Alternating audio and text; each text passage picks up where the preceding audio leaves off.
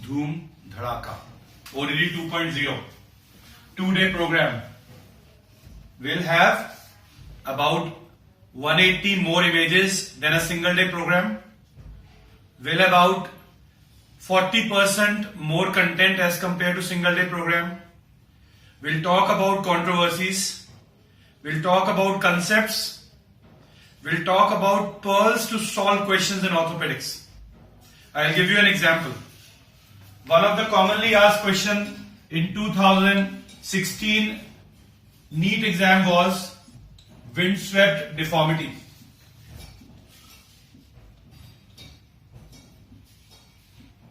Now, when they talk about windswept deformity, you will have to keep two things in mind. Windswept deformity at the knee joint and windswept deformity at the foot. But they did not mention anything. So what to choose? Knee more than foot, because windswept deformity for the knee is the classical description. Then windswept deformity, what it is? Let's understand. Genu varum or cubitus varus. It means distal to the joint, the body part goes towards the midline. This is cubitus varus. This is genu varum.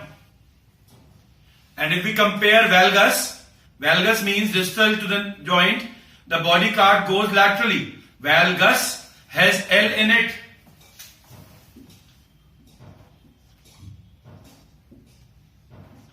L means lateral. So thus, if this is cubitus valgus. If this is genu valgus. Now very commonly asked question. Amongst osteoarthritis and rheumatoid arthritis, which one has genu varum more commonly? Which one has genu valgum more commonly? Let's have a look. If you talk about osteoarthritis, OA, and if you talk about rheumatoid arthritis, RA. So let's have a look at OA first. Now I'm standing on this side. If I have OA and I look at my knee joint, in OA I will have bilateral genu varum. And in between my leg you can see a shape of O. So O, distal goes medially, is like varum. It is classical position. The priests in the temples, their legs have aged ones. That's how the banana shaped legs. That is varum.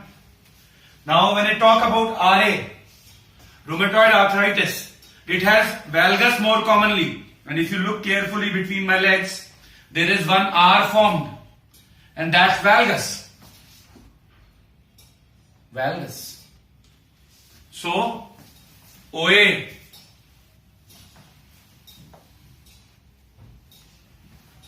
RA, mind you, both can have varus and valgus. It's about what is more common. And then what is this windswept deformity?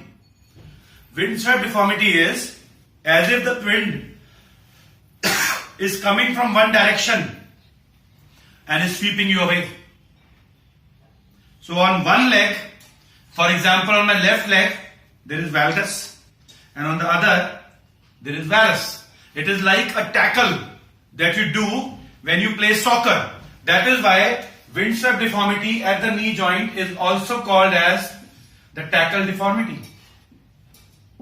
And two important causes of windswept deformity are rheumatoid arthritis and rickets. If we look at the literature worldwide, windswept deformity has been classically defined for rickets. So thus, if they ask you windswept deformity, they don't mention knee or foot. Keep in mind the knee joint, and at the knee joint, mark the answer in this order. Rickets more than rheumatoid arthritis. In NET 2016, the questions did not have rickets as an option. That is why our answer was RA.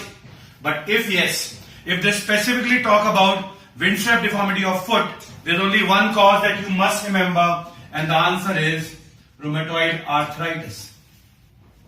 For further things like these concepts, images about these, ODD 2.0 is your next destination. Thank you very much.